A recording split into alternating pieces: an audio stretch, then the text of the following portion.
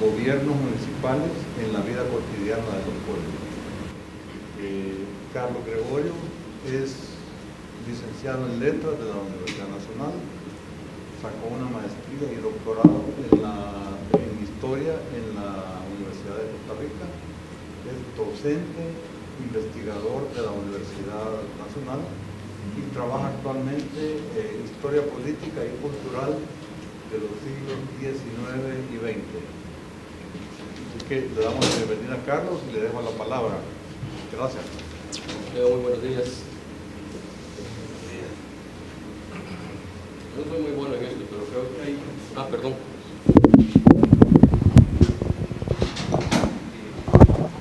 ¿Hoy sí? No. Entonces este lo quitamos.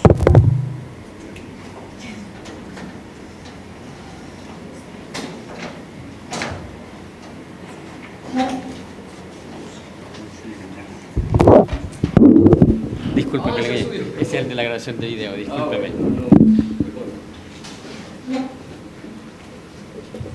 Bueno, sí. Gracias. Como decía, creo que hay nuevas caras. No sé si es mi imaginación. ¿Sí? Bueno, en todo caso, de nuevo darles la bienvenida. ¿Está sonando esta cosa? Sí. ¿Sí? Ok.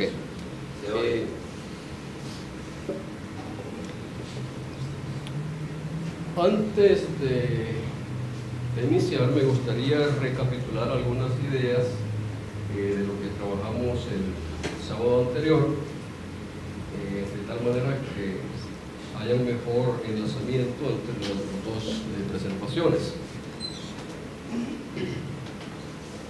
A mí me gusta visualizar estos temas en la lógica de problemas. ¿Sí? En realidad, las sociedades, independientemente del tiempo, del lugar donde las ubiquemos, fatalmente tienen que enfrentarse a problemas. Problemas asociados, qué sé yo, con la producción, se sienta en un territorio, hay que ganarse la vida de alguna forma. Y así tenemos sociedades muy agrarias, sociedades ganaderas, sociedades comerciales, etc. Parte de esos problemas es también gobernarse. ¿Sí? Entonces, en el siglo XIX, justamente, sobre todo en las décadas que siguieron a la independencia, el gran problema que enfrentaron estas sociedades centroamericanas fue justamente aprender a gobernarse. ¿Por qué aprender? Porque no es que en la colonia no hubiese habido gobierno, sí lo había, pero muchas de estas instancias de gobierno no provenían de estas sociedades, sino que fueron implantadas y impuestas por la monarquía española. Muchos funcionarios, fatalmente eran españoles, peninsulares, que llegaban a Centroamérica justamente a hacer sentir la mano del rey en estos territorios. Con la independencia, esa lógica del juego se rompe, y acá casi que uno podría decir de la noche a la mañana, estos pobladores tuvieron que aprender a gobernarse. Ahora, los gobiernos se ejercen en distintos niveles y con diferentes modalidades, ¿no? Una cosa es el gobierno central, como yo lo asumo acá, que es el ejecutivo, la presidencia, todas las dependencias.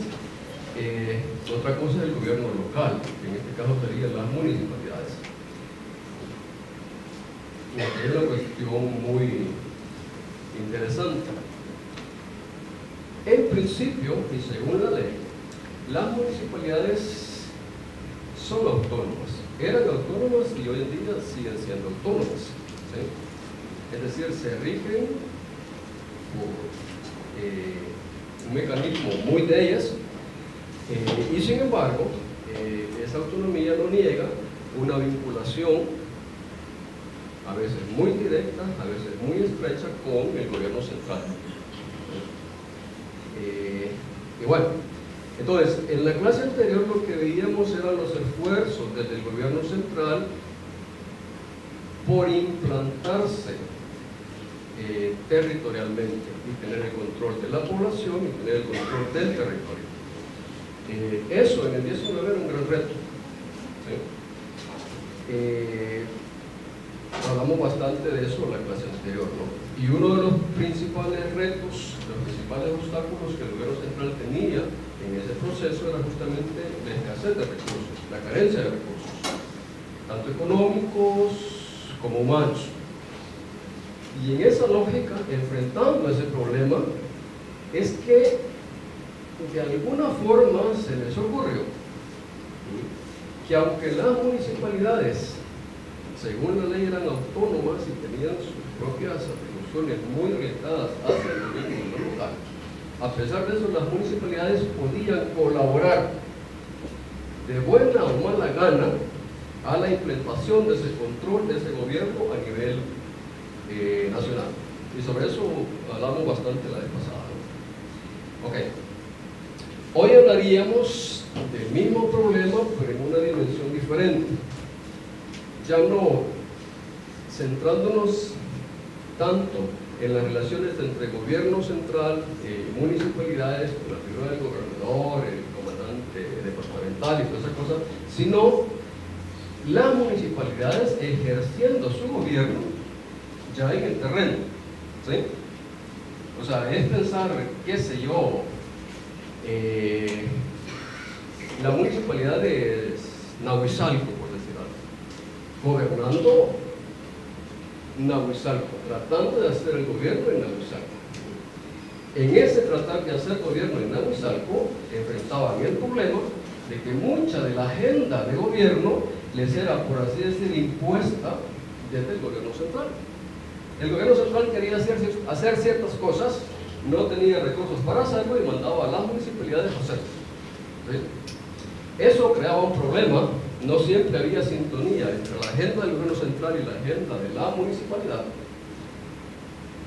Al igual que el gobierno central, muchas veces la municipalidad no tenía los recursos para impulsar esa agenda, y otras veces simplemente a la municipalidad no le interesaba esa agenda, o era desafecta política con el gobierno central, y entonces, como soy de la oposición, dirían, bueno, como soy de la oposición, entonces no hago lo que el gobierno hace. Eso por un lado. Y por otro lado, en el caso que también se daba de que la municipalidad sí quisiera hacer lo que la ley mandaba, lo que el gobierno central establecía, quedaba el problema de cómo lograr que la población, que los pobladores asumieran la cosa. Porque al final de cuentas era también una forma de someter a la población a un control, a una forma de gobierno.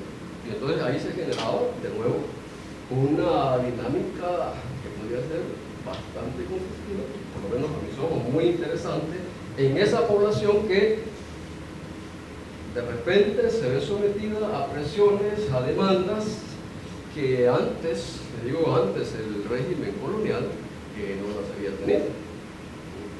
¿Por qué?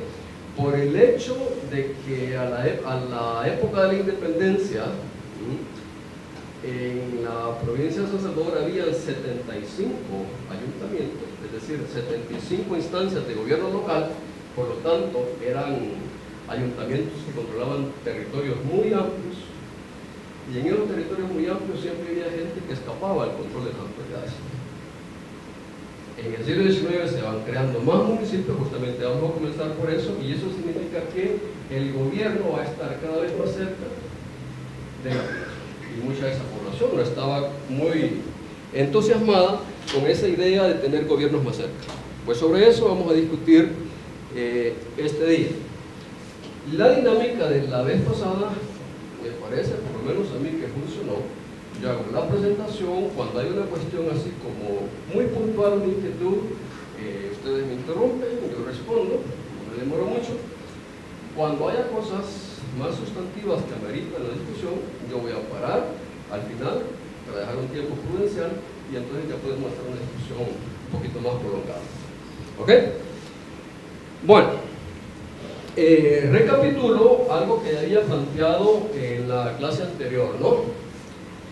Cómo se van creando pueblos, municipios en El Salvador. En 1821 había 75. Esos 75 no todos son pueblos viejos ni nada por el estilo. Hay muchos de esos que han surgido en la lógica del proceso de Cádiz, hacia 1810, 1812. Para 1855 ya habían 218. O sea, esa cosa salió así, ¿verdad? Y ya para el siglo XX llegamos a 262. Por suerte paramos, porque no sé de dónde podíamos sacar más municipios. Y ya. Creo que hacía la comparación la vez pasada con el caso de Costa Rica, ¿no? 72 cantones democráticos, con 60 y pico mil de kilómetros cuadrados. Esa creación de pueblos, hay que decir, tenía un fundamento legal, y hay diferente legislación que regula ese tema, ¿no? Estaría la legislación, por ejemplo, de la época de Cádiz, ya da ciertos parámetros. El reglamento de gobernadores y alcaldes municipales de 1832 da otros. Para no alargar la cosa, yo pongo acá algo de 1862. El periodo es un poquito tarde, justamente para ver si ya bien entrado el siglo XIX la cosa ha cambiado. En general, son los mismos parámetros de la época de la década de 1830. Ok, ¿qué había que tener en cuenta para crear un pueblo nuevo hacia 1862? En primer lugar, que tuviese la base de 500 almas. Dije la vez pasada, no sé cómo hacía para ver las almas. Ese es el vocabulario de la época, ¿no?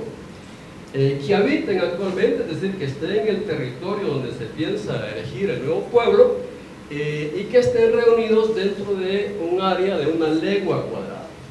500 almas en una legua cuadrada. Además, estas gentes que pretendían levantar ese pueblo debían tener terreno propio.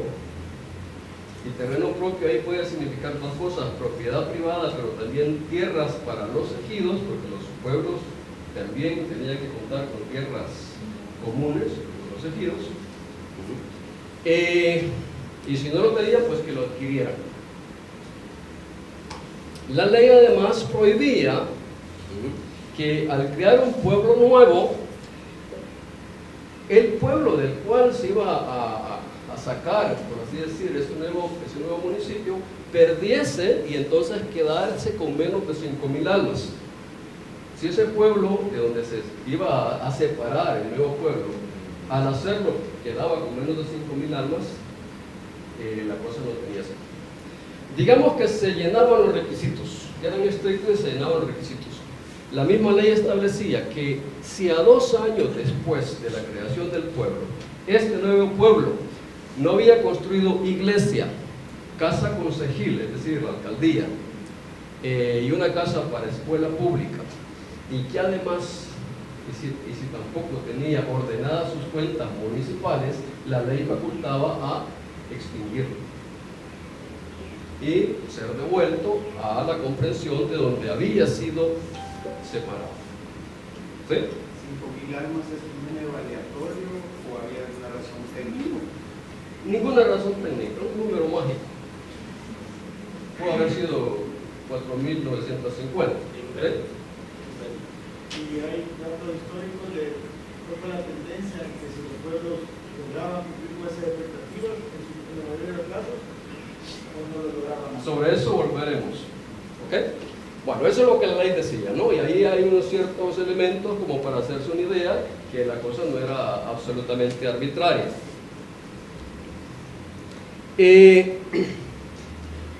A pesar de que había un cierto grado de regulación, lo cierto es que esos presidentes del siglo XIX, pero también gobernantes del siglo XX, usaron esa facultad de crear pueblos más en función de una agenda política propia y no con un sentido técnico, como usted diría, de que si esos nuevos pueblos que se creaban realmente tenían las condiciones necesarias para hacerlo. En otras palabras, si esos pueblos podían ser viables. Viables en el sentido en que podían sostenerse, generar una actividad económica importante y que su municipalidad entonces tuviera las condiciones para realmente gobernar los territorios.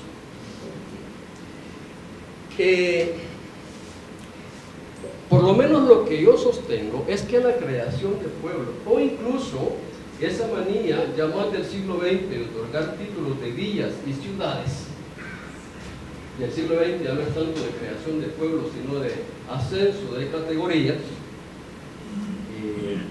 eso en realidad era una forma barata, digo yo, porque no cuesta nada darle un título de villa a un pueblo, y con eso entonces los gobernantes ganan simpatía, quedan bien con la población. Termino la idea y apoyo. Entonces, eso es en el siglo XX, pero también en el siglo XIX, en realidad, la principal razón de crear pueblos era justamente ver eso como un mecanismo para controlar territorios y población, ya que desde el poder central no se podía hacer directamente. Crear un pueblo significaba crear también autoridad sobre un territorio que anteriormente no lo había tenido. Ahora, cuando esos pueblos no tenían realmente las condiciones para ser tales, entonces resulta que las autoridades que los administraban tenían tantas dificultades para hacerlo. Gobernar y además de eso, pues suplir buena parte de los servicios básicos que le correspondía por ley a la municipalidad. Bien. La consulta era si la creación de pueblos era facultad, obviamente que sí, del gobierno central. En este caso, el gobierno central estaba representado por caudillos decimonónicos. ¿Sí? O sea, pongo la imagen del caudillo porque el que va a aparecer más recurrentemente va a ser Gerardo Barrios. Y Gerardo Barrios es un caudillo, ¿no? Pero igualmente ese recurso lo usó Francisco Dueñas, lo usó Francisco Menéndez, lo usó todo el mundo. Claro, el punto es el siguiente. Recuérdense que se crean más pueblos en las 3 décadas que siguen a la independencia. En 1855 ya tenemos 218. ¿Sí? El poder de la iglesia en este momento, ¿cómo está? Pues el poder de la iglesia está cuestionado, casi que podríamos decir menguado, pero sigue siendo un poder fuerte. Y de hecho, el tema de que uno de los requisitos para que el pueblo se cree es que pueda construir la iglesia, eso significa que la iglesia sigue siendo un poder. Y lo más interesante es cuando estos nuevos pueblos, entre alcaldía, iglesia y escuela, lo más seguro es que no las pueden hacer tres a la vez. Tienen que escoger cuál hacen primero. Fatalmente hacen la iglesia. Por obviamente el tema de la religiosidad, pero también porque la iglesia estaba ahí machacada. Hay otro punto interesante, las nominaciones. O sea, ¿cuántos de nuestros pueblos son santos? Digo, son santos en el sentido de que santos de nombre, ¿no? No todos, pero una buena parte. Una buena parte. Y ahí podemos encontrar cosas geniales, ¿no? Bueno, el otro día estuve en Chalatenango y hay un pueblo que se llama San Francisco Morazán. Póngale usted. San Francisco Menéndez. Bueno, pero Menéndez era un poquito más simpático para la iglesia. Pero Morazán, liberal, que tuvo tanto conflicto con la iglesia, entonces resulta que de repente San Francisco Morazán. Bueno, en San Miguel está San Gerardo, a pesar de los pleitos de Gerardo Vargas con la iglesia y el juicio y todas las cosas. Ok, sigo. Veamos los casos, como decía el compañero. Los casos acá, voy a hacer la aclaración, son un tanto aleatorios. Y yo me he concentrado sobre todo en esos pueblos en donde la cosa pintaba difícil, porque obviamente nadie va a cuestionar la viabilidad de Santana, o de Atiquizaya, o de Santa Tecla. Eso no es el problema que yo estudio. El problema es esos pueblitos que pululan en el interior y que todavía. Entonces, si por casualidad los ejemplos que yo pongo resulta que alguien de ese pueblo me dispensa, no lo sabía, yo no hubiera puesto otro. Ok, si hay alguien de Santa Clara, disculpe. Santa Clara es San Vicente, ¿no? San Vicente. Se creó en 1842. O sea, es de los pueblos tempranos. El decreto de la creación dice que dicho valle, o sea, es un valle, la expresión esa es común en el interior, el valle tal se asciende a pueblo. Decía el decreto, dicho valle tiene la población suficiente, o sea, las 500 almas, ¿no? Abunda en aguas saludables, importante, goza de buen clima, la vez pasada fui, es caliente, bueno, tiene una ventajosa posición comercial, yo la busqué y no la encontré, y posee terrenos fértiles, busqué y es un pedrero, bueno, y condiciones para el repasto de ganado y toda clase de labores. Hombre, yo creo un pueblo así, digo, esta cosa, en 10 años será una maravilla. En 1854, es decir, 2 años después, el gobernador departamental. ¿Por qué tomo como fuente al gobernador? Porque es la autoridad más cercana a los pueblos, ¿sí? Ese gobernador decía, sobre Santa Clara, existe desde hace algunos años con el título de villa. Es más, ya no era pueblo, sino que había sido ascendido a villa, que debe a no sé qué favor de algún interesado. Vean la expresión del gobernador, ¿no? Sigue en su informe, para él Santa Clara no debía ser ni villa y aún ni siquiera tener municipalidad, pues apenas puede contarse entre las aldeas más pequeñas de nuestro estado por el número de casas que no pasará de 50. Bueno, después, no, pero es que ese gobernador a lo mejor tenía sus prejuicios, no sé qué, no sé cuánto. Veamos cómo funcionaba Santa Clara. En 1863, es decir, varios años después, sus cuentas municipales reportaban que sus ingresos totales sumaban 23 pesos. Póngale pluma. En un año esa municipalidad reportaba 23 pesos de ingreso. Y sus egresos, es decir, los gastos de la municipalidad, sumaban 101 pesos.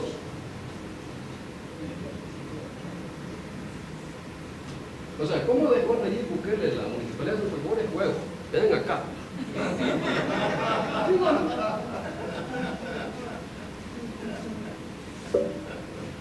Y vean, solo para pagar el secretario, que era una figura obligada en el gobierno municipal, gastaban 96 pesos. ¿De dónde salía esa plata?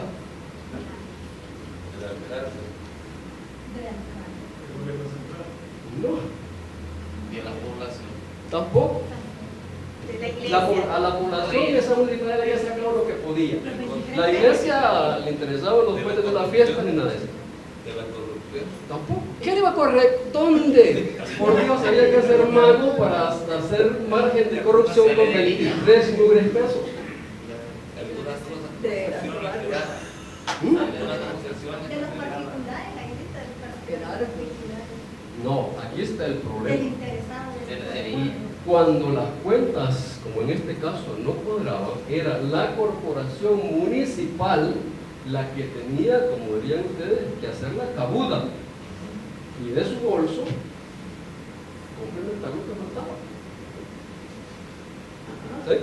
Cuando decimos la corporación, nos referimos a lo que constituían el gobierno local, municipal. La municipalidad, lo que hoy sería la municipalidad, alcalde y consejo municipal. esos tenían que garantizar esa plata. Bueno, no hay nadie de Santa Clara, entonces sigo. No hay ningún ofendido. No hay ningún ofendido. O sea, solo pongo el ejemplo de lo que ya en la realidad implicaba un pueblo existiendo como tal. Si no quedan convencidos, acá están los datos de un periodo mayor, ¿no? 63-68, ingresos y egresos de Santa Clara. Veamos tiempos mejores. 1867 le ingresaron 196.7 pesos. Digamos que la cosa había mejorado un poquito. Pero gastaba 191 pesos. O sea, siempre había déficit, ¿no? Lo único que se había reducido un poquito. Lo que más me interesa es que veamos, independientemente de las cantidades, qué es lo que estaba en juego ahí. Por ejemplo, ya lo dije, en el 63, todo su gasto fue prácticamente pagar el secretario, que ganaba 96 pesos al año, imagínense. Y le subieron el salario. ¿Sí? Para el 27. Es que, bueno, el secretario, lo dije la vez pasada, era el alma de la municipalidad, porque es el que sabía de las leyes. ¿Sí? Bueno, en el 65, por ejemplo, de sus ingresos, los dos más importantes eran 36.4 de caminos, en realidad era el impuesto de caminos, que lo pagaba toda la población, o no toda la población, ahí había discriminación de género. Lo pagaban los hombres, entre 15 y 60 años. Y ese impuesto era justamente para caminos, ¿no? Sí. Y se podía pagar en dos modalidades. Con 2 días de trabajo, es decir, usted cogía su asadón y su piocha y se iba a arreglar calles donde el alcalde le mandara, o lo pagaba en efectivo, 25 centavos por cada día. 15 y 60 años. ¿Sí?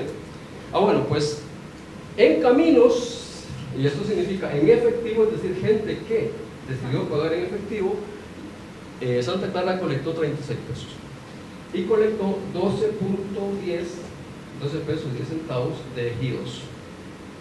El dato de ejidos es importante porque son las tierras del pueblo que la municipalidad alquilaba, digamos, y que ahí obtenía ciertos beneficios.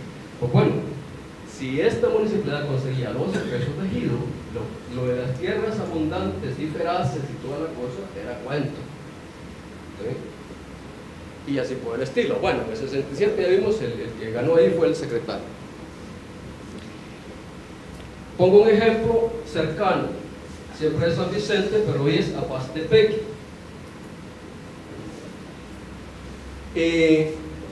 Apastepeque, por ejemplo, en 1865 recaudó 808 pesos y gastó 372, es decir, tuvo un superávit de 436 pesos.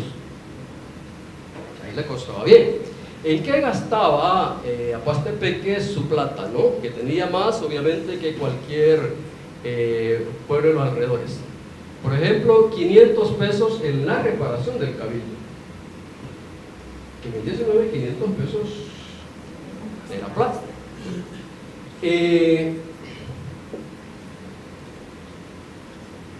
Y así por el estilo, lo que quiero demostrar es que este pueblo tenía más recursos que el pueblo de Santa Clara, pero ni están cerca, están cerca. La diferencia es Apastepeque, sus ejidos eran no solamente más grandes, mayor cantidad, sino que eran tierras muy feraces.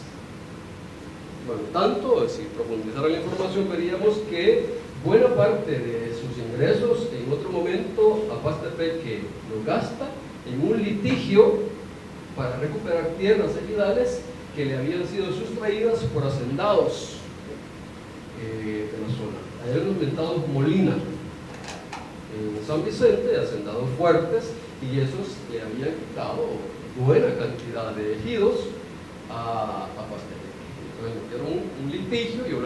eso significaba gastar plata, ¿no? En todo caso es un municipio que tenía más condiciones. Ok.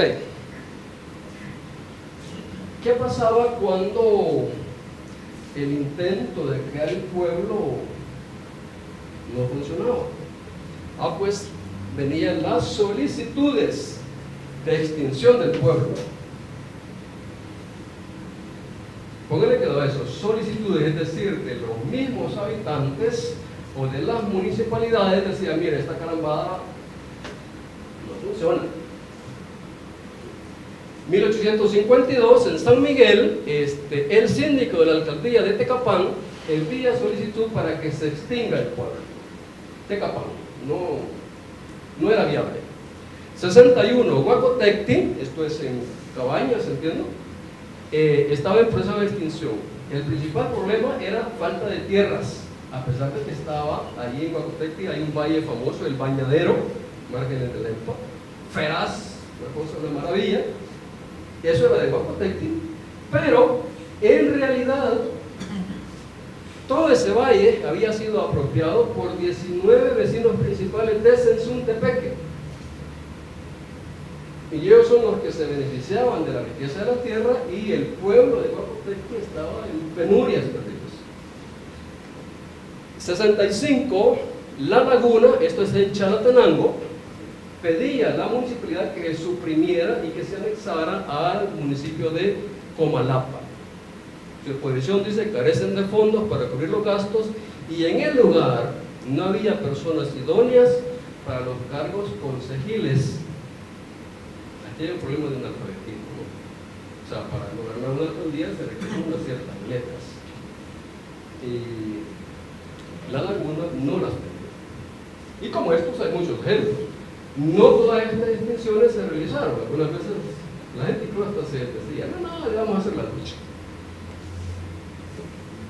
Pero sí hay muchos casos de extinción de pueblos. Voy a tener unos cuantos ejemplos, ¿no? Aguacayo, esto es Ustetlán, fue suprimido en el 59 porque estaba situado en términos de los ejidos de Suchitoto.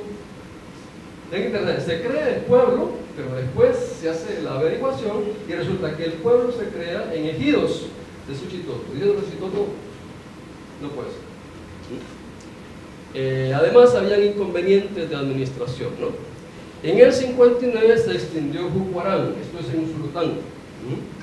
Lo agregan a San Miguel y sus ejidos, ahí sí que no entiendo, dice, volvieron al dominio del soberano. Yo asumo que eran tierras estatales, y entonces quedaron como tal. Se alegó que no tenía la población base. Si algunos de ustedes han ido a Jucarán, se darán cuenta de lo que es eso, ¿no? Y en esos años ni la Virgen de Candelaria los usaba. Otro caso interesante, Ateos. Ateos se suprimió, creo que es hacia 1862.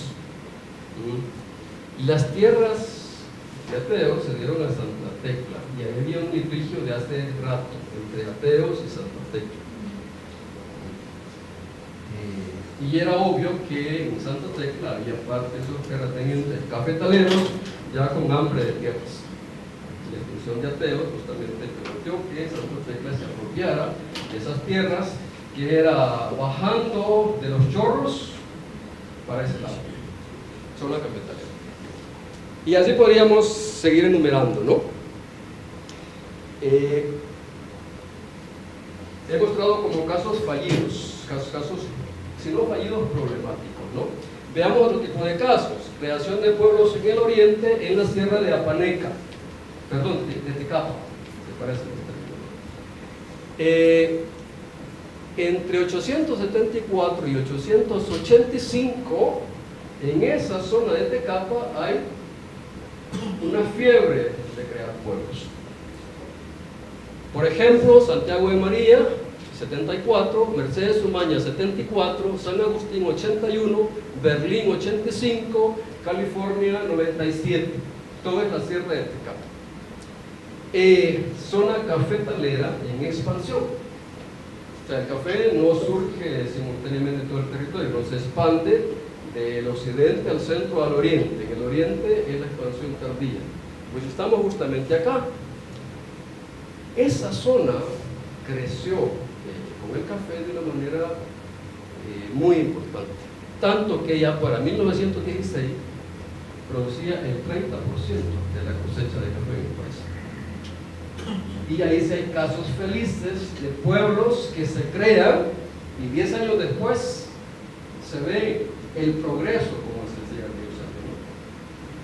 Se ve el progreso.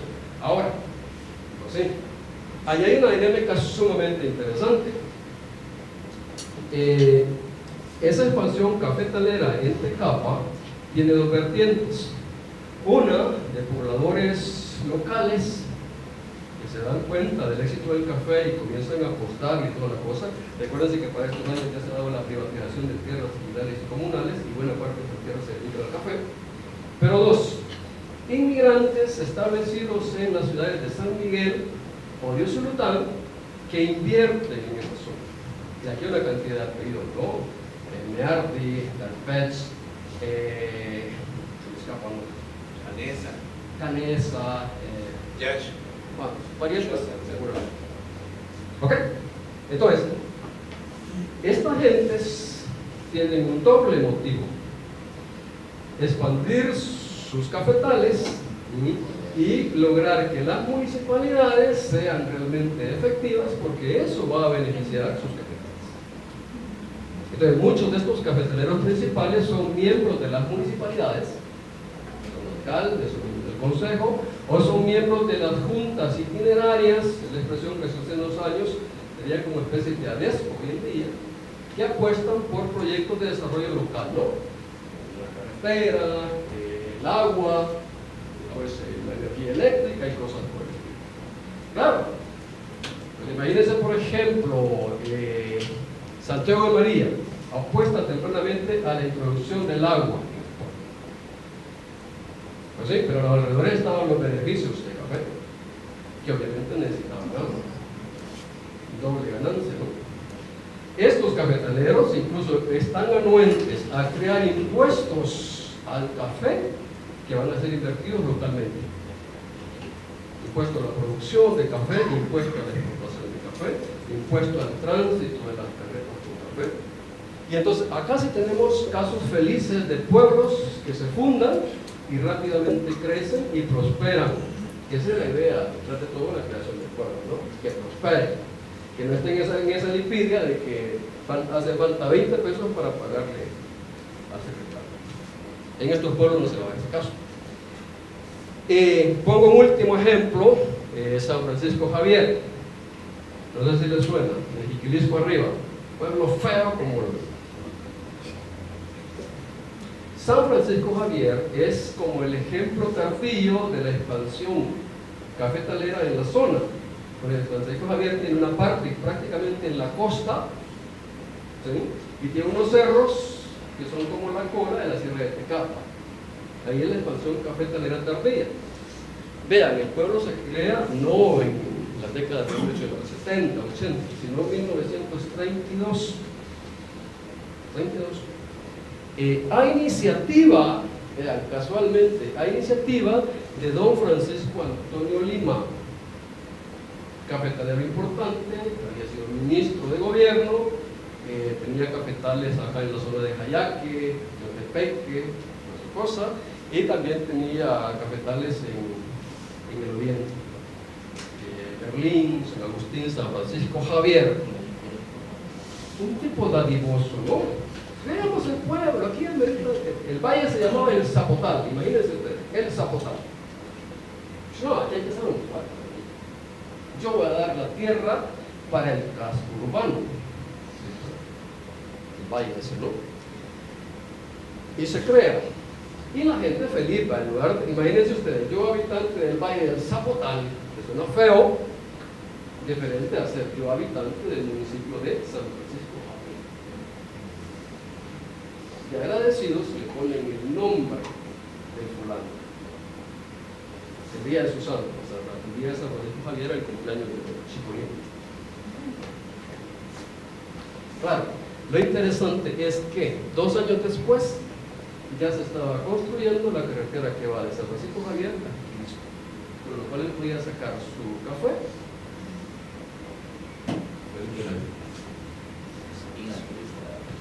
Bueno,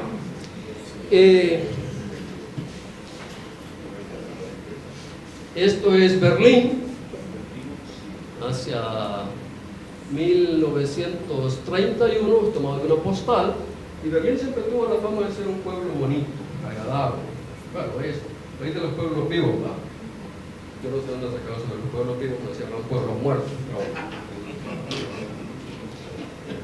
en todo caso, Berlín siempre apuntó a que era un pueblo así como de vanguardia, una cosa que valía la pena. Bueno, hasta el nombre, ¿no? Ok. No sé si hasta acá haya preguntas. Okay. Quiero evidenciar la lógica del proceso. Las alcaldías venían funcionando con funciones de control territorial y poblacional, pero además tenían una función muy importante que era el control de los tributos. Sobre eso voy.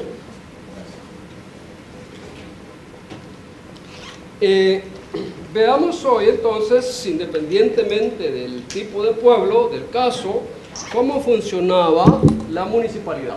¿Sí? Una pregunta, y en ese entonces las alcaldías no recibían nada del gobierno central, no recibían fondos del gobierno central. Recibían órdenes. Solo órdenes, dinero nada, no había tales de fondos, no había fondos. Vea, algo como el FODES, imposible pensar. Ahora bien, las alcaldías sí lograban algunas veces que el gobierno central les echara una mano.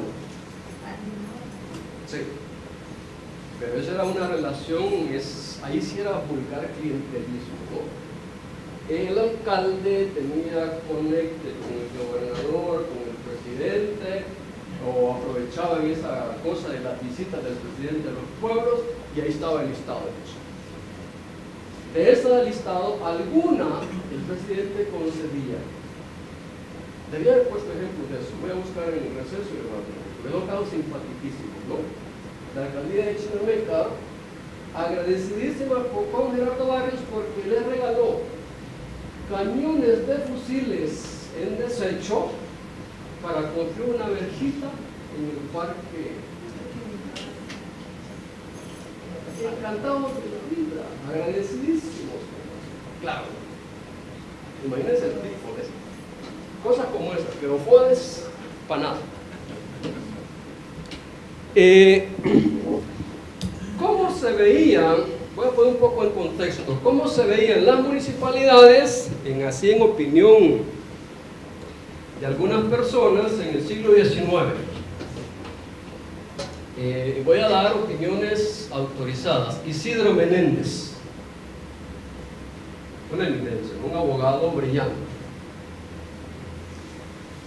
decía en 1856, en un documento del 56, si se trata de un pronunciamiento es una movilización política, ¿no? Una revuelta, de pedir que se remueva un funcionario, están prontas las municipalidades. Eran actores políticos, que ese es un punto que me gustaría haber desarrollado más, ¿no? Esas municipalidades del 19 tenían mucho más protagonismo político que las de hoy en día. Sí, pero véase cómo llenan sus atribuciones. No hay cabildos, es decir, el edificio municipal, casas de escuela, policía de ninguna clase, no hay caminos, puentes, calzadas, no se forman censos ni registros, no hay nada, señor, nada.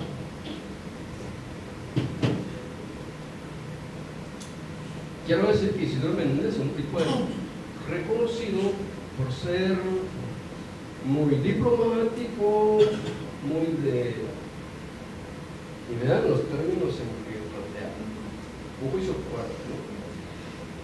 Unos años después, la Gaceta de El Salvador, en su editorial, sin embargo, reconocía, antes se había hecho un panorama parecido al de Menéndez. Estas cosas no funcionan. Pero al final dice que el poder municipal era el más puesto en contacto con las necesidades del pueblo.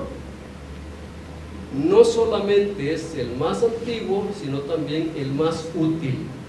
A estos juicios hay bastante contrapuestos. Se reconoce por una parte la legitimidad, la antigüedad del poder municipal, su utilidad, pero también se reconoce esta cosa no funciona.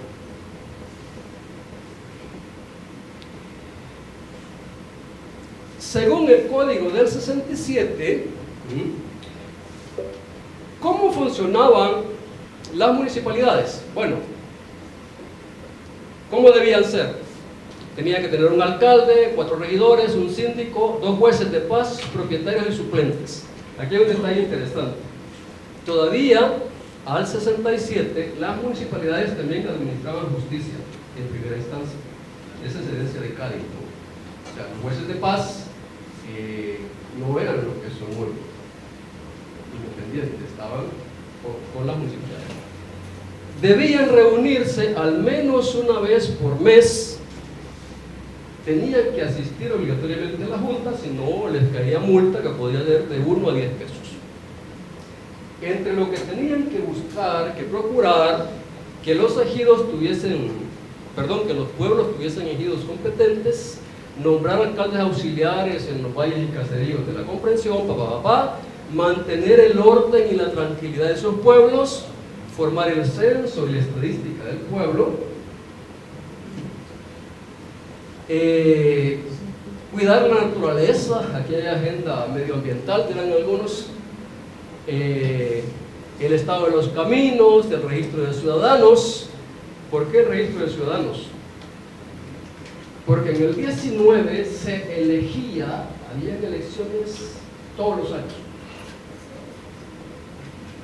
Bueno, es que nosotros, si nuestra democracia se midiera por elecciones, por cantidad de elecciones, le ganamos a Suiza.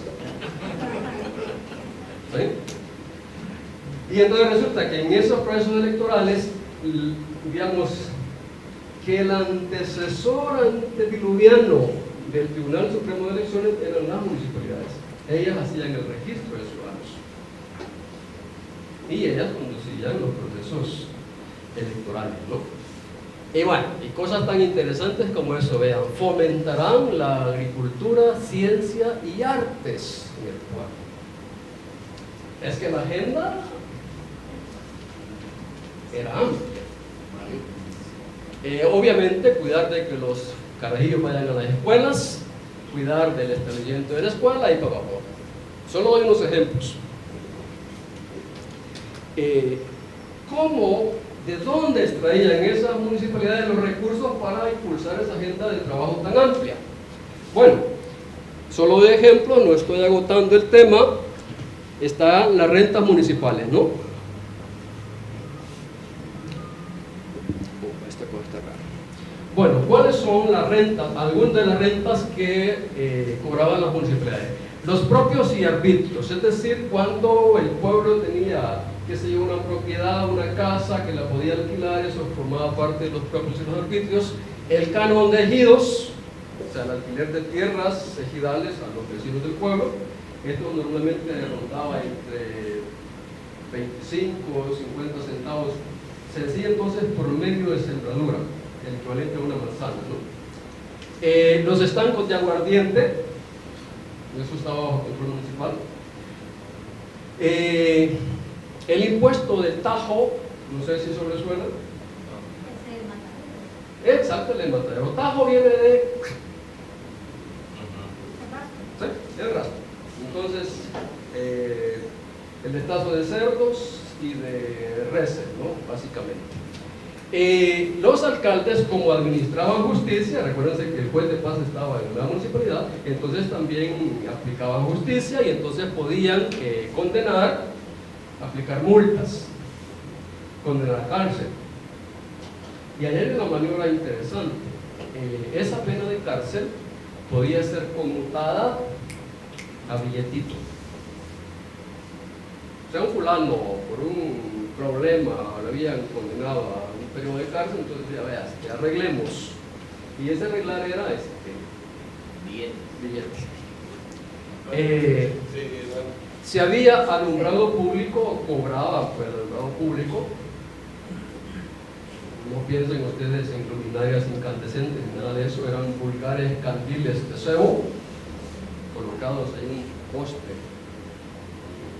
al menos en el centro del pueblo. Bueno, ya lo dije, el destazo de cerdos y el impuesto de caminos. Y hay otros detalles, ¿no? La alcabala y cosas por eso. No crean que se recolectaba mucho, porque mucho de esto dependía de la actividad económica del pueblo.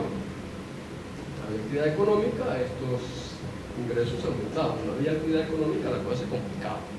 Pero más complicado que eso es que no todos esos fondos quedaban para la municipalidad, no podía disponer de ellos. Por ejemplo, la ley establecía que todo lo que produjera el estanco de aguardiente se dedicaba a educación. O sea, gente visionaria, brillante. La educación es el futuro del país. Entonces, mientras más pueblos hayan, la educación va mejor. Seríamos cultísimos.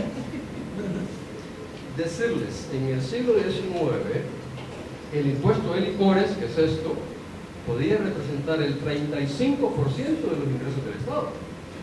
¿Sí? Pregunta, ¿ese impuesto, o sea, ellos manejaban ese impuesto? Ellos lo colectaban. Pero le tenían que entregar al Estado. Exacto. Porque o sea, el Estado tenía el negocio de Y otros. Entonces, había una administración de rentas a la cual las municipalidades tenían que reportar lo que correspondía, y había otros ingresos que se les daban ellos. Pero la mayoría de ingresos estaban ya predestinados, por así decirlo. Por ejemplo, el destazo de cerdos.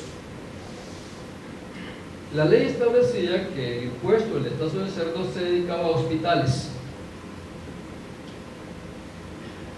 Bueno, imagínense San Antonio del Monte, ¿de dónde hospital?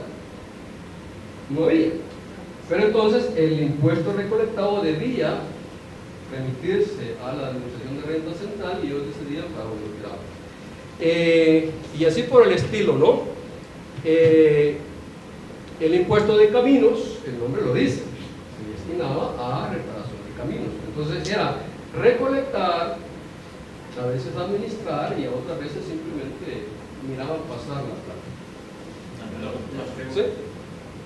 No se menciona acerca de los cementerios y la parte del manejo de la iglesia, que había algún tipo de... Sí, eso era parte de las atribuciones. Los cementerios, eso es un poquito tardío, porque los cementerios pasan a la administración municipal ya en el último cuarto del siglo XIX, en la lógica esa de la secularización de la sociedad. Antes los cementerios eran administrados por la iglesia. Ahí donde decimos que la iglesia va perdiendo, ¿no? Y hubo una bronca, un pleito, porque recuérdense que por eso dice Campo Santo, ¿no? Porque era administrado por la iglesia, el cura le echaba agüita, lo decía, pero usted ahí descansaba feliz de la vida. Todavía. Bueno, yo lo voy a contar cuando eso pasa a la administración municipal, la iglesia pierde. Y la municipalidad aparentemente gana porque hay que pagar por el entierro, pero también se le complica porque tiene que darle mantenimiento al cementerio y eso implica gasto. Entonces la cosa es... Todo esto iba a la renta nacional. No todo, una parte. Eso es lo que Una parte. porque menos que por los gastos que tenía la municipalidad. Sí, había cosas que se destinaban definitivamente a la municipalidad. Pero eso es un proceso complicado, ¿no? Ellos van teniendo las rentas cada vez más disminuidas. Por ejemplo, a partir de 1882, cuando se privatizan los ejidos, pues obviamente este rubro del pregón de ejido desaparece. Y ya hay municipalidades que sienten el bajón, porque el ejido era justamente su mayor fuente de ingresos, y lo pierden. ¿Sí? Una pregunta, cuando dices que privatizan los ejidos, obviamente hubo una renta, es decir, que si la municipalidad era la dueña del ejido, ¿el dinero le entró a la municipalidad o fue al gobierno central? No. aclaro, los ejidos no eran propiedad de la municipalidad, eran del pueblo, el pueblo como tal. La municipalidad los administraba, ¿sí? Y en ese administrar, cuando los alquilaba, entonces cobraba por eso. Aquí hay una cosa interesante. La ley de privatización de ejidos establece que los ejidatarios que cogieran esas tierras debían de pagar una cuota por ellos, ¿sí? Para ser propietarios iban a pagar algo. No recuerdo ahorita el dato, tendría que buscar. El punto es que eso que el ejidatario pagaba iba a la municipalidad. Y entonces muchos municipios dijeron, aquí está buena la cosa, ¿no? Porque de repente los ingresos suben. Por única y última vez, ahí desaparece. Entonces es un problema. En todo caso, ellos pierden ese recurso. ¿Perdón, alguien más? ¿Sí? Acá hay uno, vaya. Hay un dato importante. La inversión inglesa a final del siglo XIX y luego la inversión norteamericana hasta, digamos, la primera década del siglo XX, esa cantidad de préstamos que hacía el Estado, nada llegaba a estos municipios. No, eso estaba el gobierno central. Invertido para la parte de vías férreas y... Sí. Alguna vez los municipios se beneficiaban, ¿no? El tren pasó por ahí, pero aún eso significaba un costo, porque a veces ellos tenían que colaborar entre comillas en eso, ¿no? ¿Perdón? La consulta era, ¿en qué periodo es que aparece la ley de extinción de ejidos? 1882. Bueno, sigo. Veamos entonces casos ilustrativos. Estamos en el departamento de Sonsonate, 1852. Una memoria del gobernador decía que en ese departamento 9 municipalidades no habían presentado sus cuentas. Acuérdense que el gobernador año con año, 2 veces al año, revisaba las cuentas municipales. Estos 9 pueblos no presentaron sus cuentas porque decían carecer absolutamente de ingresos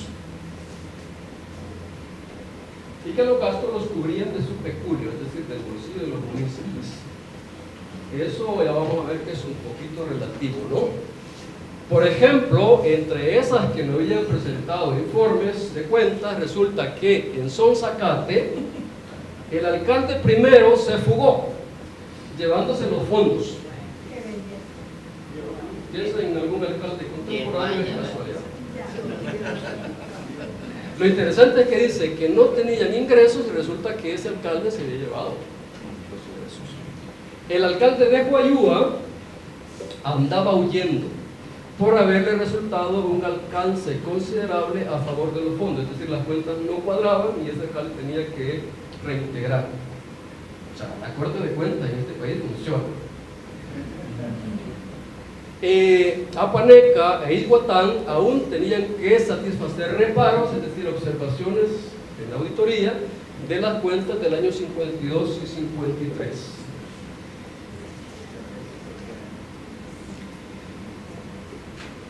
Ejemplo, no, por supuesto, una municipalidad con economía boyante no tendría esos problemas. Veamos hoy qué es lo que hacían las municipalidades ya en la vida diaria de los pueblos, ¿no? Tenían que cuidar de las obras públicas. Por ejemplo, en el 56, San Sebastián, esto es San Vicente, publicó un bando mandando a empedrar la parte de calle que correspondía a sus solares. Vean qué genial, la ley mandaba que había que empedrar las calles. ¿Quién lo hacía? Le tocaba, usted tenía casa en el pueblo, pues tenía que empedrar la mitad del lado donde estaba su casa, ¿no? Lógico. Obviamente eso generaba incomodidades. Por ejemplo, doña Jacinta Rodríguez, dice el informe que era una de las pistudas del pueblo, y aún así no quiso empedrar el pedazo de calle que le correspondía. Una fulano de armas tomar, llegó el caso hasta la presidencia. No pagaba y no pagaba. En uno de los primeros escritos dice, retoma el bando y dice que el bando exige que los vecinos, es decir, los que vayan a reparar la calle, tengan lo necesario para hacer los empedrados. Y yo dice, y yo no tengo ni para subsistir. Y no era cierto. Tenía el estanco del pueblo, tenía el estazo de cerdo y tenía tierras y cositas. Y dice que no tenía ni para. Y además le metió un juicio al alcalde porque le había embargado bienes, una suma de 8 pesos. Total de que al final el alcalde desistió. No hubo manera. Obras públicas, aquí hay otro caso interesante, no sé si lo conocen. No, lo conocieron, mejor dicho. Esto es San Vicente, el puente original sobre el río Acaguapa. El famoso.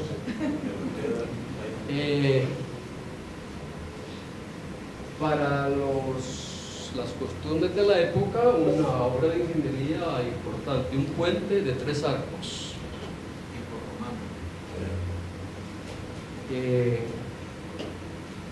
Este puente se hizo por la necedad del gobernador departamental, Doroteo Vasconcelos. Le echó un pleito a la municipalidad porque la municipalidad no quería hacer. Fue una cosa, un litigio largo y al final el Vasconcelos se impuso. Después lo llevaron a juicio porque puso plata de su bolsa y la municipalidad dijo que no.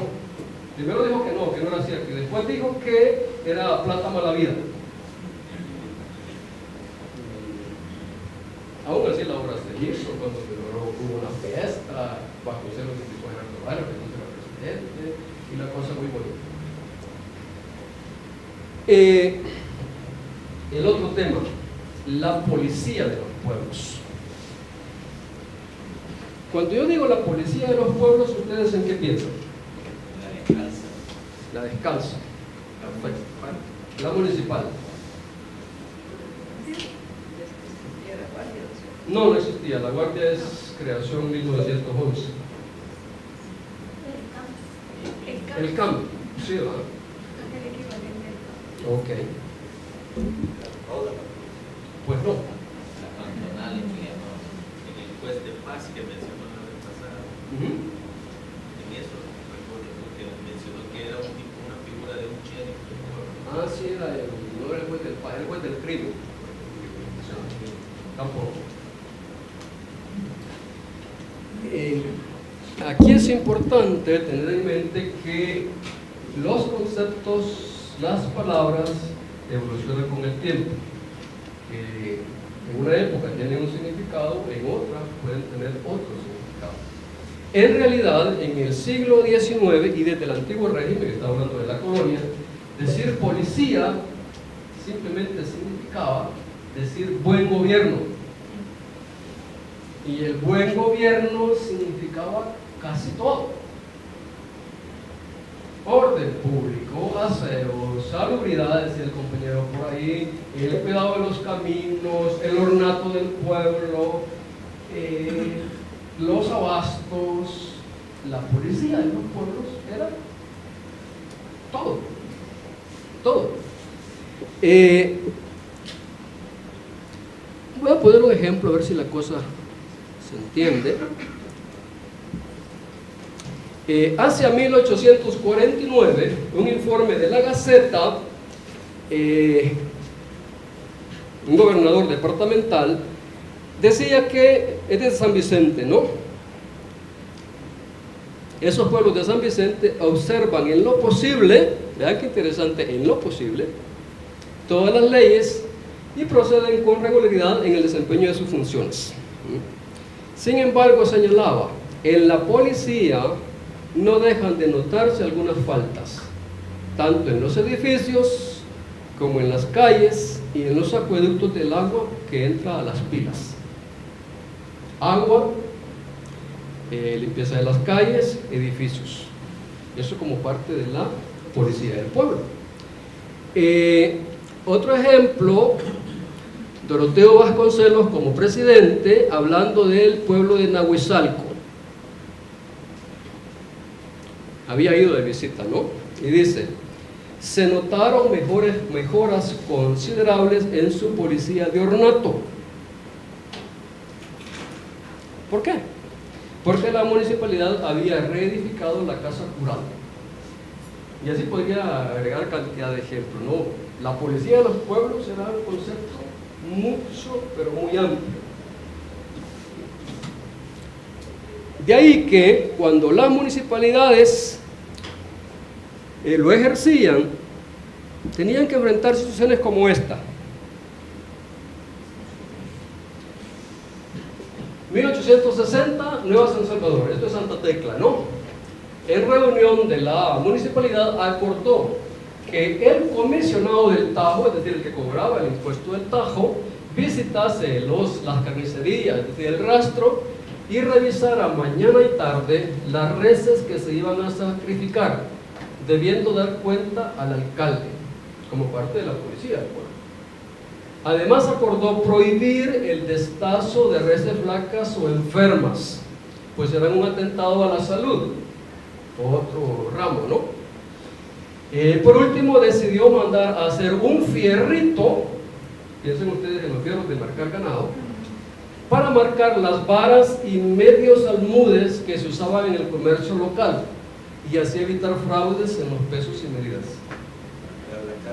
Exacto, para marcar las carnes, pero en este caso sobre todo para marcar las medidas, ¿sí? O sea, esa costumbre muy salvadoreña de los tenderos de que el medio es bastante discrecional, ¿verdad? El medio es el cajón con el cual se debe marcar. Exacto, entonces cosas por el estilo. Entonces eso le correspondía a las municipalidades.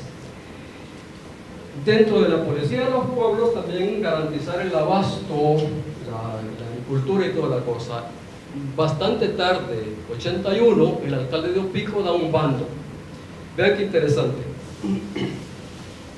Todo habitante de esta población de 12 a 50 años está en la obligación de concurrir al llamamiento de esta autoridad con el objeto de eliminar al chapulín, sin distinción de fuero, clase o categoría. Esto es democracia, ¿va? A pena del pago de una multa de 5 pesos, una multa alta, u 8 días de arresto menor en caso de insolvencia. Lo del arresto menor está un poquito complicado, ¿sabe? ¿Cómo se lo imagina? En la casa. ¿Eh? La casa. Domiciliado. No eran tan sofisticados. Era cepo. El arresto menor era cepo. Los pueblos que no tenían plata para mandar a construir una cárcel, entonces se buscaban ahí en los montes de los ejidos un buen árbol, un buen trozo, lo labraban y con eso construían el cepo.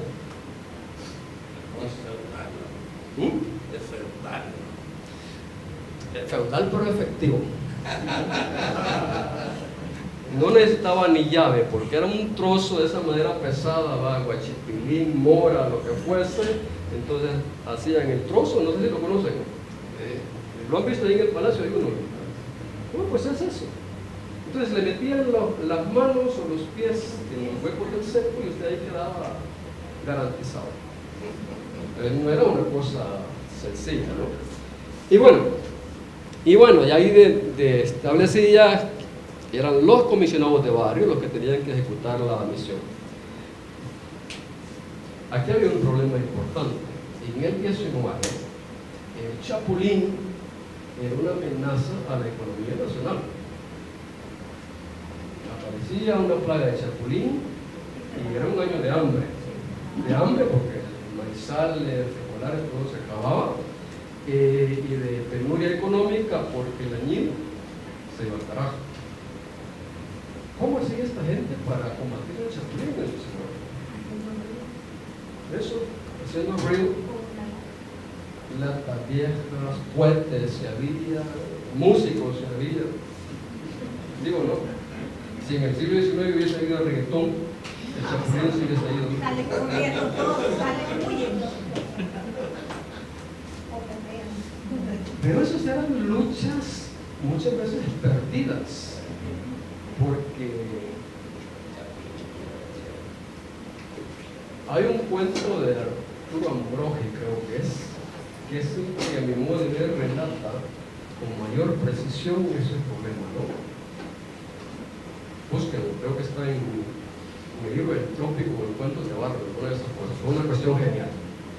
Sobre todo porque demuestra la impotencia realmente que tenían los seres humanos frente a esa plaga, y cuando perdían, es decir, cuando no había manera de espantar el maldito coso, se quedaba únicamente a ver cómo devoraba, consumía el esfuerzo del año. Y eso para un campesino significaba hambre. O sea, tenía sentido que el alcalde se pusiera para el estricto en esa cosa, ¿no? Bueno, en la policía del pueblo también encajaba el orden público,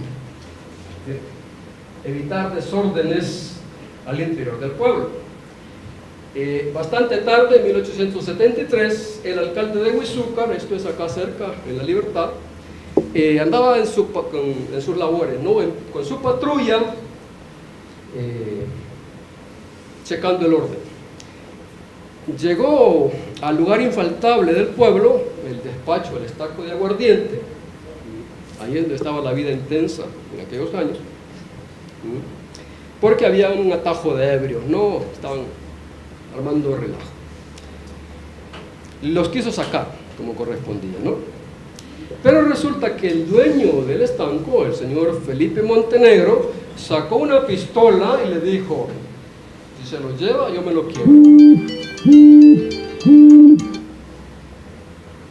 Lo interesante, el alcalde y la patrulla andaban con machetes. El del estanco tenía una pistola. Y nosotros simplemente llegaron con permisito, vamos a ir a ver por ahí cómo está la cosa. Se fueron. No había forma de aplicar justicia porque no habían recursos, por así decirlo, ¿no? Más tarde, resultó que el mentado Montenegro no era buena pieza, tenía amoríos con una mujer casada y le gustaban el guaro y armó un desorden ahí total, que la señora terminó encerrada en una casa y el mentado Montenegro le quiso dar fuego a la casa. Esto ya está bien para una crónica roja, ¿no? Perdón, no fue Montenegro, fue el marido defendiendo obviamente su honor, ¿no? Pleito ahí. Pero este no tenía pistola, a este sí lo capturó el alcalde. Y cuando hace el informe, de toda la cosa, termina pidiéndole al gobernador una patrulla de soldados para capturar a Montenegro. O sea, no se le había olvidado el problema, solo que sí, así como estoy no puedo. Imagínense los avatares a los que les ponía un alcalde en esos años. Otro problema, reducción a poblado. Esto es un tema importante en el 19. ¿Por qué? Vivir en despoblado era vivir fuera del radio urbano del pueblo. Piensen ustedes en los cantones, en los caseríos, pero sobre todo muy allá, en las serranías. Vivir en despoblado en el 19 tenía ciertas ventajas. Simplemente escapaba al control de las autoridades. No pagaba impuestos, no caía en el tema del servicio militar, la recluta, no tenía que mandar a los hipotes a la escuela, entonces lo mandaba a la milpa desde temprano, no tenía que ir a obras públicas y todas esas carambadas. Ahora, habían unos que iban más allá y aprovechaban el vivir en despoblado para dedicarse a actividades ilícitas. Las chicheras, por ejemplo. La chichera siempre se hace allá, en la barranca más profunda, ¿no? Salarrué tiene unos cuentos geniales sobre eso. Los juegos ilícitos, naipes, tabas, toda esa cosa. El cuatrerismo. Robaba una vaca y iba a meter allá al zanjón de no sé dónde, esa vaca no se hallaba, ¿no? Bueno, incluso el tema de la prostitución Hay una cosa interesante, había prostitución en el campo. Lo que pasa es que ese tema no aparece mucho, ¿no? Una chichera, una jugadera, como decía en aquellos años, ahí habían esas posibilidades y los funcionarios lo sabían. Entonces, había prostitución urbana y podríamos decir también prostitución rural. Contra todo eso los alcaldes tenían que pelear haciendo que esos vecinos dispersos llegaran y se radicaran en el pueblo, construyeran casa y en el pueblo vivieran como buenos ciudadanos. Esa era la idea. No siempre se lograba. Por ejemplo, en el 67 el gobernador de San Vicente denunciaba que 13 individuos de Apastepeque que él había mandado a reducir a poblado andaban, se pasean públicamente en el lugar de donde han sido sacados. O sea, no había habido manera de ejecutarlo. Vivir en despoblado. ¿Cómo podía vivir en despoblado? Fíjense que la ley mandaba a que estos reducidos a poblado levantaran casa en la población en términos de 2 meses. ¿Cómo se podía levantar una casa en términos de 2 meses? O tenía mucha plata o terminaba haciendo algo así. Una choza. En realidad las casas del 19 eran en buena medida chozas. Esto se puede hacer en 2 meses, obviamente. Por eso es que cuando uno revisa la estadística de Gómez en el 60, ¿no? Él siempre distingue, en el pueblo hay tantas casas de teja y son poquitas, y hay tantas casas pajizas que son estas. Este es el tema de las milicias. Yo dije la vez pasada, las municipalidades estaban a cargo de las milicias locales, y eso también daba problemas, ¿no? Porque no toda la gente quería servir en las milicias y los alcaldes estaban obligándolos. Más problemático en una época de guerra, de revolución, como decía en aquellos años, la gente no quería ir, ¿no? En 1860, Barrios mandaba una circular a los alcaldes mandándoles a apresar a los soldados veteranos desertores y combinándoles con multas de hasta 50 pesos. Es que Barrios no se andaba con chiquitas. 50 pesos de multa le podía quebrar la vida a un alcalde, ¿no? No siempre funcionaba. 3 años después, el alcalde de San Lorenzo había recibido la orden de reclutar 16 individuos. Esto se daba como por cuotas, ¿no? Tal pueblo le tocan tantos, a tal pueblo tantos, y así. Le mandaron 16, rebuscándose, como diríamos nosotros, pudo conseguir 5. Dice que remito a usted con las seguridades correspondientes. ¿Cuáles serían las seguridades correspondientes? Bien amarrados. Si no se le llevan. Así de sencillo. Bueno, estas milicias, creo que lo dije la vez pasada, alguien me pidió un trabajo sobre milicias, creo que lo envié. Tenían que reunirse. Estos no estaban acuartelados, estos eran vecinos milicianos que cada domingo la ley mandaba que bajasen al pueblo a recibir instrucción militar. La instrucción militar la daba el alcalde, ¿sí? Y era eso. El problema no era el venir el domingo, iban a misa y después iban a la instrucción. El problema era lo que se generaba después. O sea, las milicias también tenían que a veces tratar con ladrones, con cuatreros, con desertores, si había guerra, peor. Entonces la cuestión era complicada, ¿no? Quedan algunas imágenes. Esta imagen me gusta muchísimo. Esto es ya en la década de 1920, en La Paz, Santiago Nonualco, una reunión de milicianos. Muy formados no están, quizás apenas estaban tocando la diana para que se formaran. Armados no están, porque no tenían armas, entonces era digamos que aquí recibían la teoría. En la práctica era cuando estallaba la guerra, ¿no? Uniformados no están porque no estaban uniformados, entonces una cosa complicada.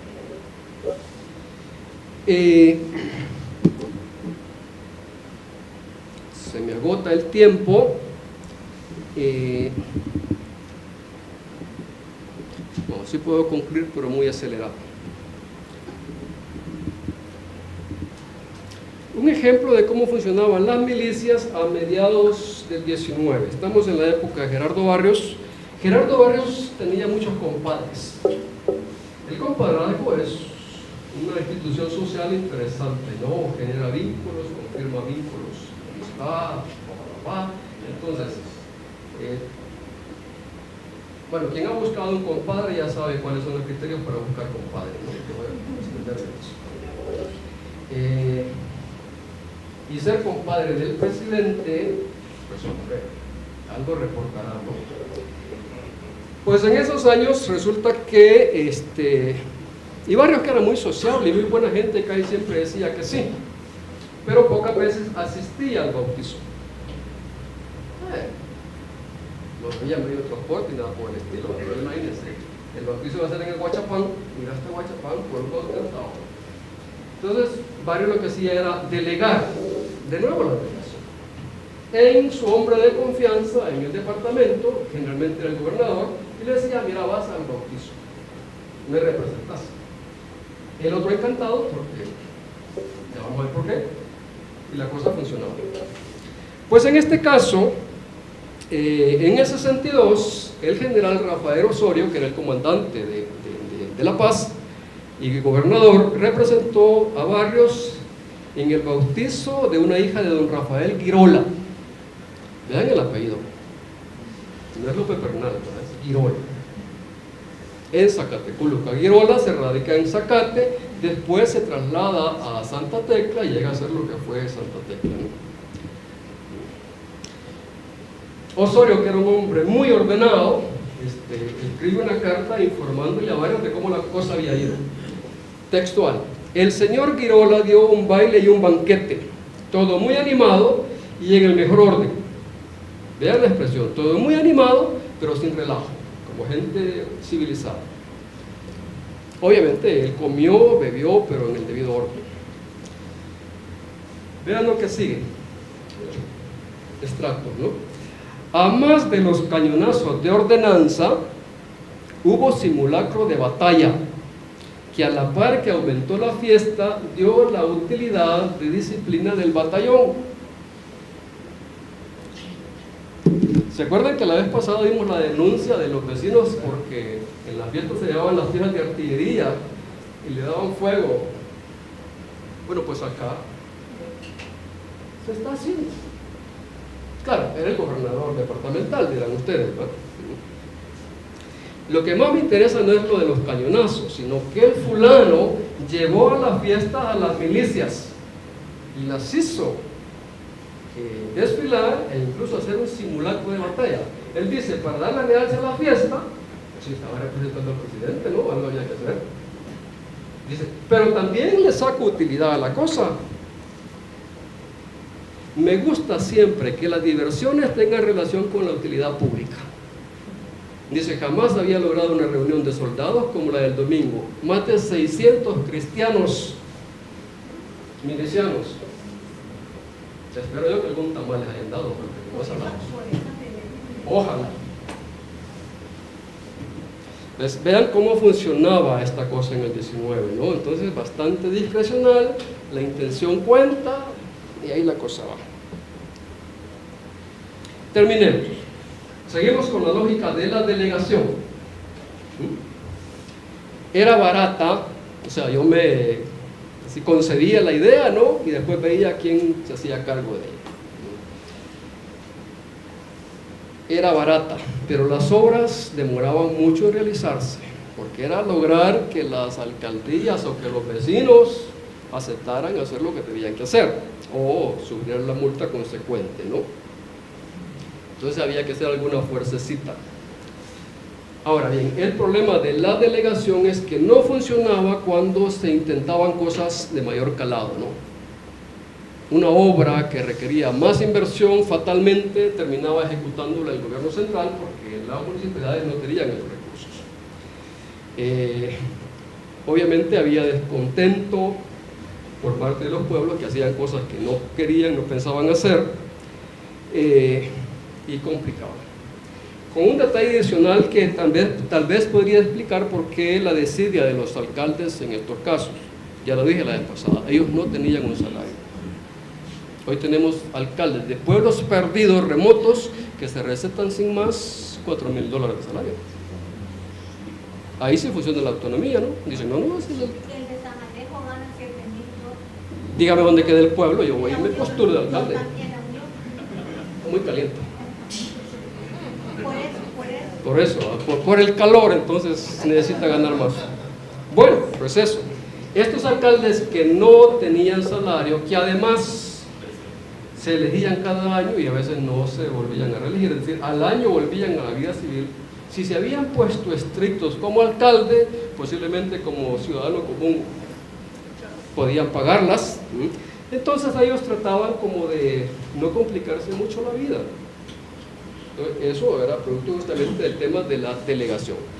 Y además los alcaldes no eran tontos. Ellos entendieron que así como en ellos delegaban, ellos también podían delegar en los vecinos. Es decir, le tiraban la pelota a los otros. Bueno, la creación de pueblos, ya dije que era una cosa complicadilla, y lo que al principio terminó era funcional, es decir, permitió hacer llegar el gobierno al territorio, después se volvió en un problema. Municipios que financieramente no son viables, y por eso es que hoy tenemos el tema del FODE, ¿no? Y yo lanzo simplemente una pregunta retórica, porque nunca va a tener, digo nunca, solución. ¿Cuánto se ahorraría el país en términos de plata si en lugar de tener que administrar 262 municipios, tuviera, por decir algo, 130? 20 diputados. Usted ya metió el tema más complicado. Con los diputados no me meto. Quedémonos hasta ahí. Si ustedes quieren saber un poquito más, yo les recomendaría el trabajo de Sajid Herrera, el ejercicio de gobernar del Cabildo Borbónico al Ayuntamiento Liberal. Vean que es un periodo anterior al que yo trabajo, pero ahí están las bases de mucho de lo que yo he estado hablando. Es un libro que vale la pena. Bueno, de lo que yo he hecho, está por salir, espero que la siguiente semana salga de imprenta, este libro, Municipalidades, Gobernaciones y Presidencia de la Construcción del Estado. Esto es básicamente lo que hemos estado discutiendo, por lo menos algunas cosas, ¿no? Está el trabajo de Antonio Acosta y de María Julia Flores, que ha trabajado el tema del municipio con casos muy particulares. Insisto, es un tema que permite ver la historia política con otros lentes, ¿no? No es la historia de los grandes gobernantes, de los grandes hombres, es la historia de los pueblos. Y ahí suceden cosas interesantes, y ahí se definieron muchas cosas interesantes. Bueno, me quedo hasta acá. Creo que hoy sí me extendí un poquito. Vamos a ver si hay una cuestión que discutir más gruesa. ¿Hoy no? ¿Sí?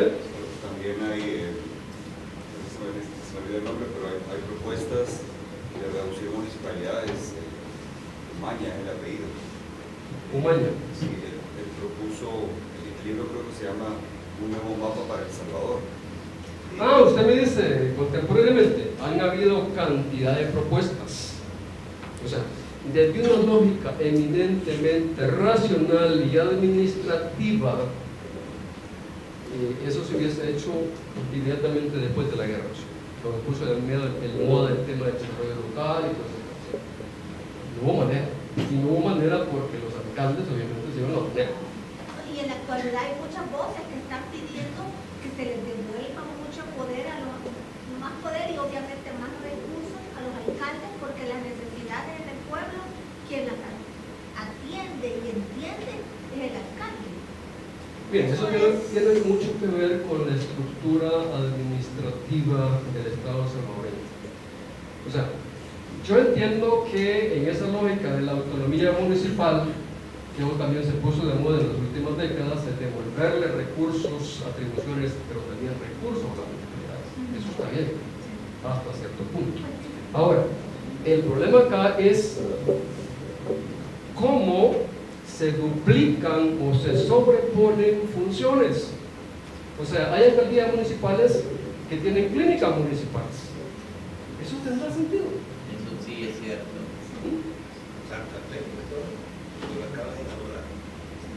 Hombre, ahí hay un problema que discutir porque se están duplicando atribuciones, por lo tanto se está complicando la administración pública.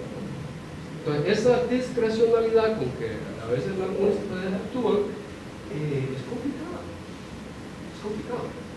Perdón, usted, ¿sí?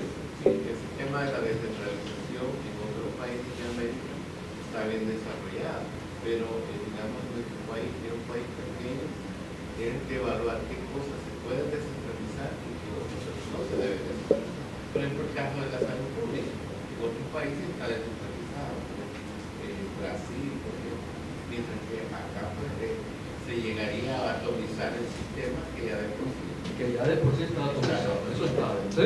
Y después de ver todo lo que ha sucedido en la historia de nuestro país desde su fundación, por decirlo así, esta es una opinión personal. ¿No cree usted de que no valdría la pena hacer un alto en el camino hoy que llega un gobernante que no está, entre comillas, ligado al pasado que hemos tenido, y que se haga un análisis verdaderamente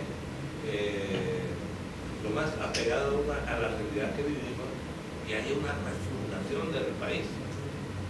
De hecho, promover una segunda república, digo, como inquietud, o sea, como pensamiento, y tomando como base, por ejemplo, una constitución como en el año 50, que se alejaba un poco de las constituciones que estaban más ligadas a la independencia, digamos, al medioevo.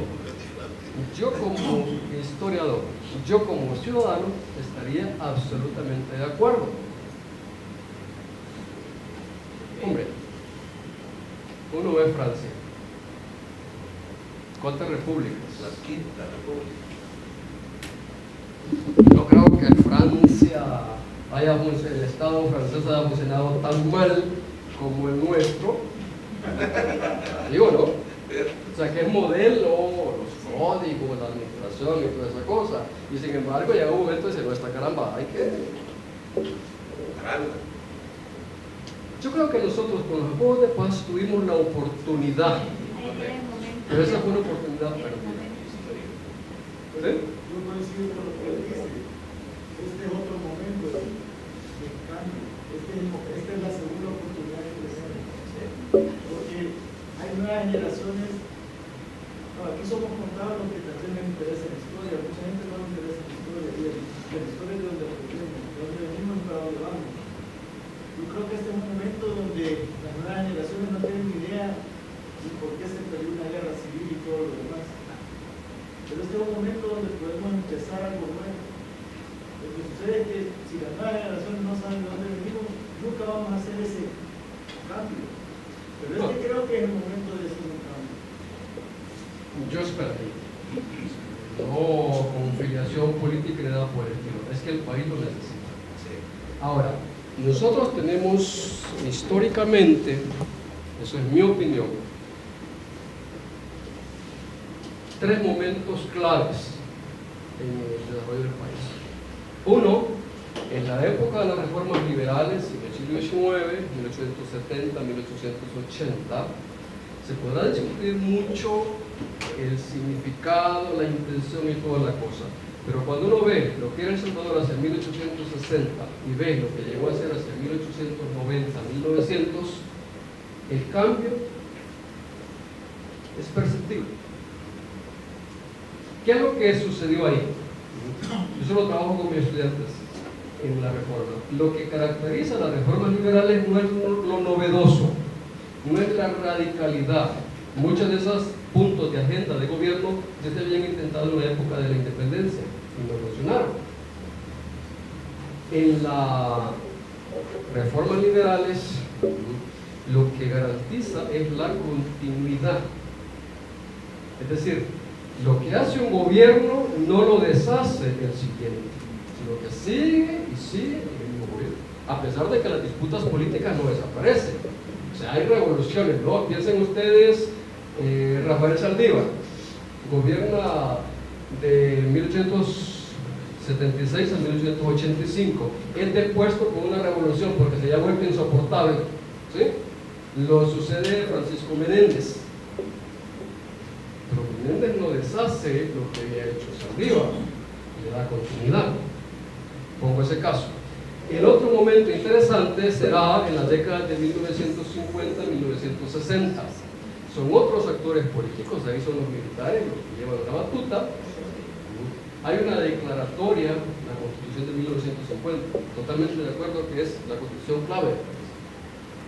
Y vienen esos gobiernos militares y bueno, y aparecen los golpes de Estado incluso, pero hay una agenda del país. Y esos gobiernos le dan seguimiento a esa agenda del país. Se podrá discutir el contenido social y toda la cosa, pero los indicadores nos dicen, vea, aquel país caminó. ¿Sí? Luego esa carambada se da el traste con esa decisión tonta, ojalá que Carlos Pérez lo desarrolle cuando le toca. La guerra con Honduras. Esa fue una mentira de pata. De ahí en adelante el país perdió el rumbo, los problemas se fueron agudizando y llegamos a lo que llegamos en la guerra civil. El otro momento clave, a mi modo de ver, es la coyuntura que se abre con los acuerdos de paz. Ahí hubo la oportunidad de dar otro salto. Entonces, ojalá, como ese compañero, aprendamos de la cosa, ¿sí? Y luego acá estás también de que esto va un poco más allá y que tiene que ver con un camino extraído de la humanidad, en un sentido. No me entiendo que desde que San Salvador nos tocó ver que Yoraquino, por ejemplo, San Francisco Botera, es una lista que no podía existir, sino que podía ser integrado a Botera, pero solo desde acá. Sí, pero vaya usted y propóngase. Desde el marco, pero vaya usted a Yoraquino y no tiene un sentido histórico de su identidad. Y le pongo otra dimensión, a mí me parece sensible. Desde Europa nos ven a este país tan chiquito, es viable. Solo es viable integrado en Centroamérica, y dice, ahora es integrar a salvadoreños que se deshagan, que se integren en un nivel de desarrollo que podemos entender común y primero a los salvadoreños que queremos que nadie quiere. Pero no solo tiene que ver con los países subdesarrollados. Vaya, que Europa está peleando por integrarse uno solo, por el desarrollo. Dígale a los británicos que se integren y dicen no. Y dígale a la República, al paso. Eso tiene que ver con esta misma unidad que todos queremos que presente nuestra forma de poder y tenemos que decidirlo pasado. Mire, yo le agregaría un detalle. No tengo el documento a la mano, pero cuando yo lo vi, se me paró el pelo. El poco pelo que me queda. En esa lógica de los años 50 y 60, no es solo El Salvador que le está apostando a un nuevo modelo de desarrollo, es la región centroamericana. Ya no a través de ese unionismo del pasado y toda esa cosa, sino en términos muy prácticos, la integración económica. Eso. Cuando eso sucedía en Centroamérica, estamos hablando de 1950, de 1960, ¿cómo estaba Europa? Europa estaba surgiendo de la tragedia de la Segunda Guerra Mundial, que había fracturado a Europa de una manera increíble. Pero ya en esos años los europeos estaban pensando que algo había que hacer. ¿Y qué es lo interesante? Llega a Centroamérica una comisión parlamentaria de Europa a ver lo que aquí se estaba haciendo. Y dice, este es el camino a seguir.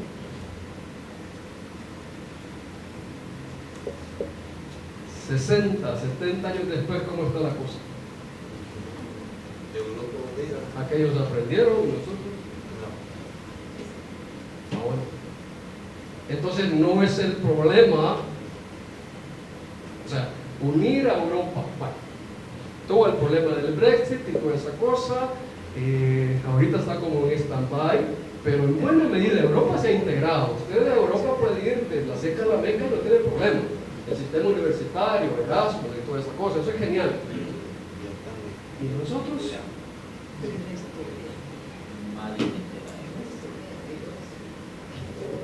¿Sí? Pero al final creo que está en nuestro ADN, por eso no avanzamos. El nordismo hubo en toda Latinoamérica. Todos peleamos por nuestro pedacito de poder, como decía él. Es bien difícil venir y decir, juntémonos porque cada vez que nos juntamos alguien tiene que ceder. Sí, pero ahí está el punto de las visiones de las clases dirigentes, porque esta cosa, dejemos de cuento, la democracia en el modelo que nosotros tenemos tiene un límite, y la democracia nuestra delega y representa, ¿sí? Ahora, ¿a quiénes terminamos? Bueno, antes se decía que nos imponían los gobernantes, o sea, los cafetaleros, los militares y toda la cosa, por eso fuimos a la guerra, ¿sí? Hoy no podemos, nadie puede decir que nos imponen los gobernantes, pero seguimos escogiendo.